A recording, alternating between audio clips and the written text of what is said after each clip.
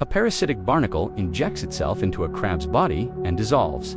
Not metaphorically physically, its shell vanishes, its limbs disappear. What remains is a network of living tendrils that grows through the crab's tissues, wrapping around nerves, invading organs, and hijacking hormones. The crab keeps eating, keeps walking, keeps defending the parasite as if it were its own offspring. Males stop producing sperm. Females stop reproducing. Some males are chemically forced to behave like females, cradling the parasite's eggs where their own would have been. The parasite controls molting behavior, even posture. Think about that.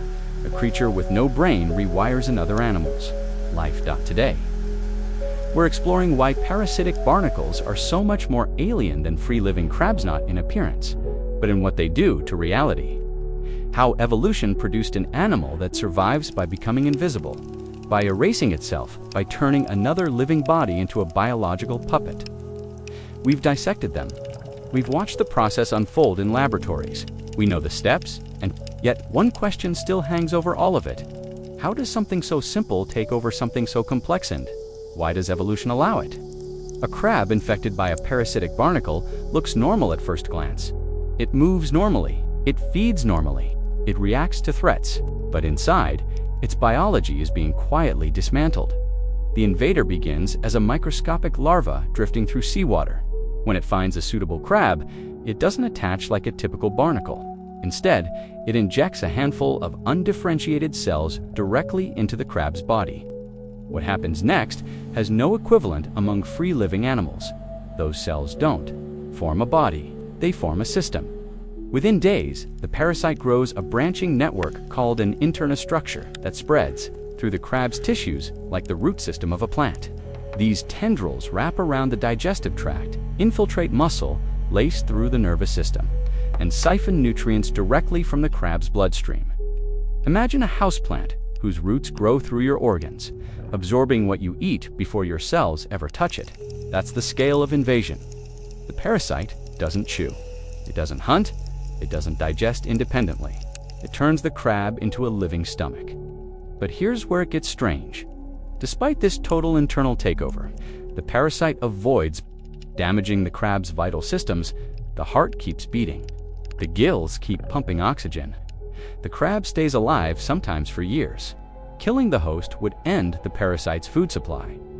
So instead, the parasite edits the crab. Hormones that control molting are rerouted.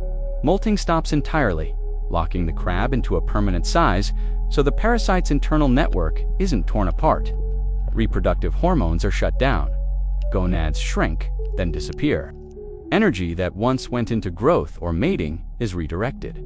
To feeding the parasite, this is not accidental damage, it's targeted control. In male crabs, the effects go further. Parasitic barnacles chemically feminize their hosts. The abdomen widens. The posture changes. The crab begins performing maternal behaviors, cleaning, grooming, and protecting a brood pouch that doesn't belong to it. Think about that transformation. A male animal is induced, cell by cell, to behave as a mother to another species. The parasite eventually grows an external reproductive sac, called an externa, which protrudes from the crab's underside. It looks vaguely like a barnacle bud. It's the only visible part of the entire organism. Everything else exists inside the crab's body. When the parasite's larvae are ready to be released, the crab assists. It climbs to high points. It positions itself in currents. It rhythmically pulses its abdomen to help the larvae disperse exactly the same behavior a healthy crab uses to release its own offspring.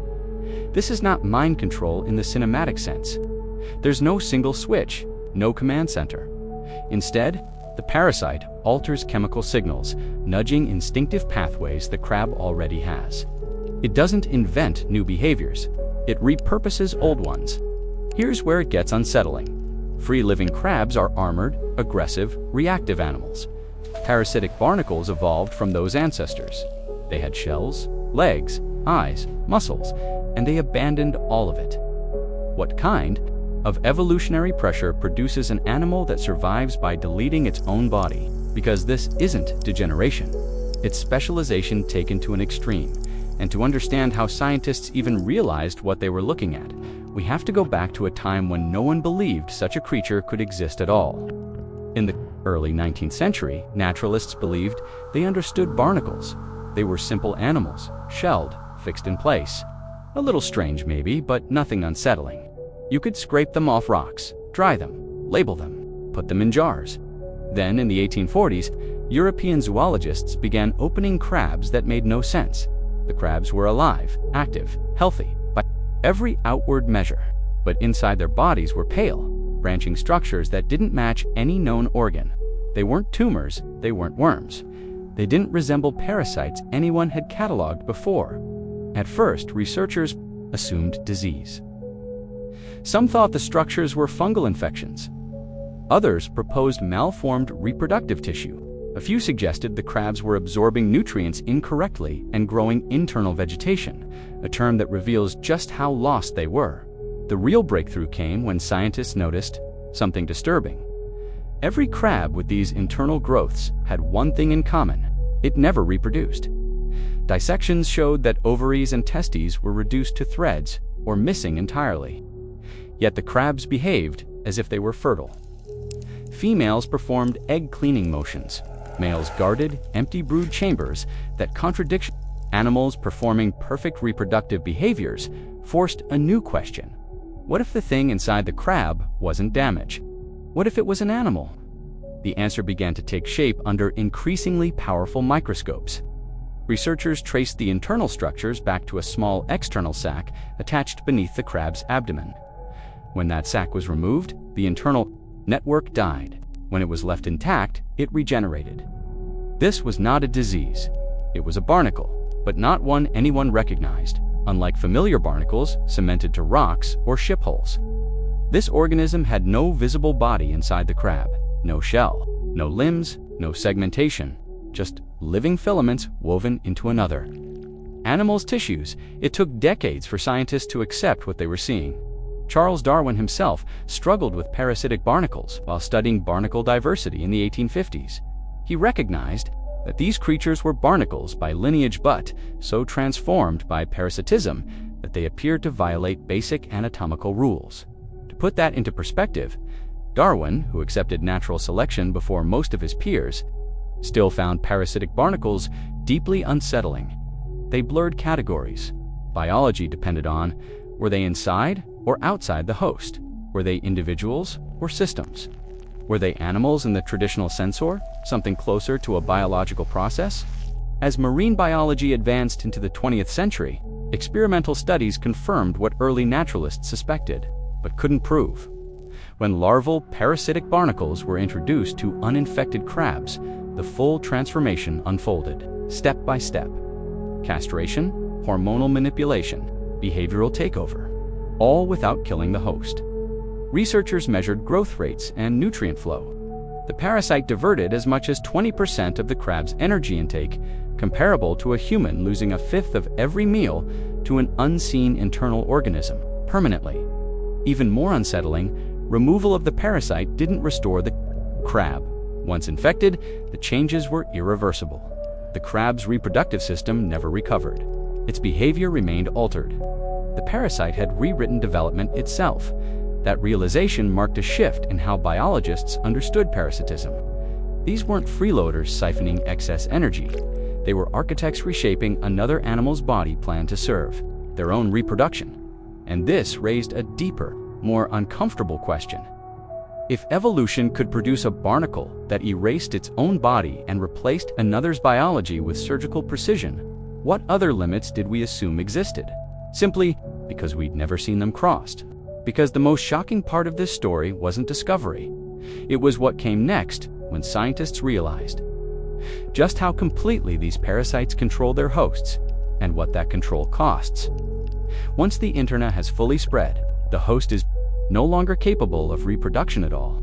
Infected crabs are functionally sterile for the rest of their lives. In some species, the parasite destroys over 90% of the host's reproductive tissue. To put that in human terms, it's the equivalent of an organism permanently shutting down your endocrine system, removing your ability to produce sex hormones, and rewiring the instincts that depend on them. But that's only the beginning. Here's the part that forces biologists to pause. Male crabs don't just lose fertility, they are behaviorally reassigned. Their abdomens widen. Musculature subtly shifts, neural circuits governing posture and movement are altered. When the parasite's reproductive sac emerges, male crabs begin performing maternal care grooming, ventilating, and protecting the parasite's eggs, exactly as a female crab would protect her own. Think about that transformation. A parasite, with no centralized brain, induces a male animal to execute complex, sex-specific behaviors it never performed before. No learning, no trial and error, just chemical precision. This isn't possession, it's biological editing. The parasite releases compounds that mimic or suppress the crab's hormones, redirecting developmental pathways that evolved over millions of years. It doesn't invent new behaviors, it hijacks existing ones, like forcing a key into the wrong lock and discovering it still turns. Here's the holy shit moment. The parasite times its reproduction to the crab's molting cycalvin. Though molting has been shut down, in healthy crabs, molting, hormones fluctuate predictably. Parasitic barnacles monitor those hormonal signals and release their larvae at the exact moment a crab would normally release its own eggs. The crab climbs to an elevated point, faces into the current, and performs the release behavior with mechanical accuracy. Every movement benefits the parasite, none benefit the crab. If you map the energy flow, the scale becomes clear. A single parasitic barnacle can redirect enough nutrients to produce hundreds of thousands of larvae. That's the biological equivalent of an organism converting your entire reproductive effort into copies of itself over and over again until you die and the crab doesn't resist. In experiments where scientists removed the parasite's external reproductive sac, infected crabs often guarded the empty space where it had been, continuing parental behaviors toward nothing at all. The behavioral program kept running, even after the object was gone. This is not just parasitism, this is an animal reduced to infrastructure. And here's the deeper reframe. Free-living crabs survive by armor, aggression, and mobility. Parasitic barnacles survive by abandoning all three. They have no defenses, no escape, no independent movement. Their entire evolutionary strategy depends on perfect control of another organism, which means failure is fatal. If the host dies, the parasite dies. If the host resists too strongly, the parasite starves. Every chemical signal has to be precise. Every behavioral change has to be subtle enough to avoid detection by the crab's immune system. This level of control isn't brute force. It's finesse refined by deep time, and it leaves us with a final question. That's more unsettling than the mechanics themselves. If evolution can produce a creature that survives by erasing itself and rewriting another animal from the inside, what does that say about how flexible life really is? Because to answer that, we have to step back from the parasite entirely and look at what this relationship reveals about evolution itself. From a human perspective, these organisms feel wrong. They violate our intuition about animals needing bodies, defenses, and autonomy. They feel closer to diseases than to creatures. But evolution doesn't care how something looks or feels. It only tracks one metric. Does it persist? Parasitic barnacles persist extraordinarily well. They evolved from free-living barnacles animals that once built shells, filtered seawater, and lived exposed to predators and storms. Over millions of years, those traits didn't protect them. Hiding did. So evolution stripped away everything that wasn't strictly necessary for reproduction. Shells became liabilities. Limbs wasted energy. Senses were redundant when another organism could provide movement, food, and protection. What remained was not an animal in the familiar sense, but a reproductive strategy wrapped in living tissue. Think about how extreme that is. Most parasites still look like animals. They crawl, they bite, they digest.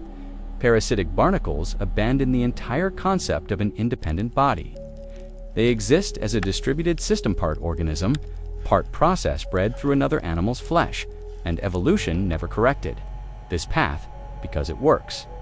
This forces a shift in how we think about complexity. We often imagine evolution as a ladder, climbing toward intelligence, size, or sophistication. But parasitic barnacles didn't climb. They compressed. They traded visible complexity for invisible control. In ecological terms, they occupy a niche so specialized it borders on philosophical abstraction. They are not predators, not scavengers, not decomposers. They are internal regulators of another animal's life history. And here's the uncomfortable implication. The crab is still alive. Its nervous system still processes the world. It still reacts to threats, still feeds, still navigates its environment. But the decisions that once mattered growth, reproduction, future generations are no longer its own.